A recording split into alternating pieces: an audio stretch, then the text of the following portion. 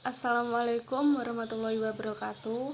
Nama saya Rina Septiana, NIM 343018000061. Di sini saya akan mempresentasikan tentang analisis penegakan hukum yang berkeadilan. Penegak hukum di Indonesia tidak saling sinergi dalam mewujudkan keadilan. Hal tersebut disebabkan karena posisi dan kedudukan lembaga hukum di mana fungsi penyidik dan penuntutan berada di bawah kekuasaan eksekutif. Sementara fungsi mengadil dan memutus berada di bawah kekuasaan Mahkamah Agung, menyebabkan adanya kecenderungan untuk melindungi kepentingan institusinya masing-masing dibanding upaya penegakan hukum demi kepentingan publik. Beberapa orang masih ada yang berpandangan bahwa keadilan didasarkan pada ketentuan hukum. Artinya, suatu hukuman akan disebut adil bila hukuman itu sesuai dengan ketentuan hukum yang berlaku. Pandangan ini tidak mempersoalkan apakah isi atau ketentuan hukum itu adil atau tidak. Tetapi, ada juga yang berpandangan keadilan hukum tidak hanya tergantung pada ketentuan hukum, tetapi juga isi dari hukum itu sendiri. Yang adil harus dibangun di atas prinsip menghormati harkat dan martabat manusia. Ini berarti hukum yang adil tidak hanya semata-mata karena hukum itu berlaku, tetapi hukum yang berlaku untuk semua orang tidak bertentangan dengan harkat dan martabat manusia. Penegakan keadilan dalam kehidupan bermasyarakat memiliki arti penting dalam salah satu upaya membangun peradaban bangsa yang tinggi dan bermartabat.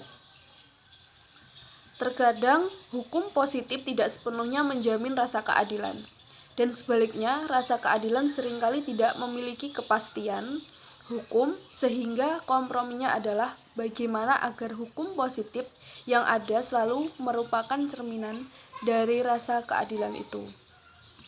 Keadilan ini adalah yang paling mendasar bagi pekerjanya suatu sistem hukum. Sistem hukum tersebut sesungguhnya merupakan struktur atau kelengkapan saja untuk mencapai konsep keadilan yang telah disepakati bersama. Pembahasannya adalah 1. Memaknai keadilan dalam menegakkan hukum. Makna keadilan telah menjadi pokok pembicaraan serta perdebatan secara serius sejak awal munculnya filsafat Yunani, yang memiliki cakupan makna yang sangat luas, mulai dari yang bersifat religius, etik, filosofis, hukum, sampai pada makna keadilan sosial. Yang kedua adalah integritas putusan hakim dalam menegakkan keadilan.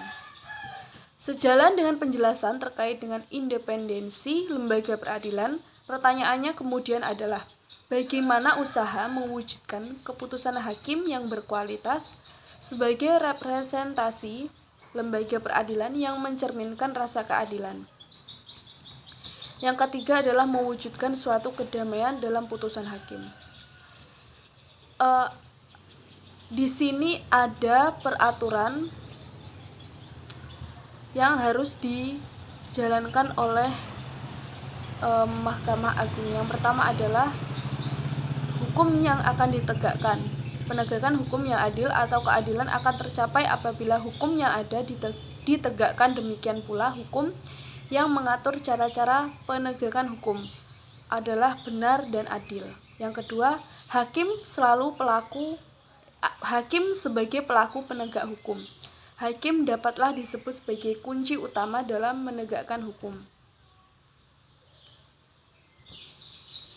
Jadi, kesimpulannya adalah di tengah suasana pengaruh dan tekanan kekuasaan dalam segala aktivitas dalam kehidupan di tengah masyarakat, baik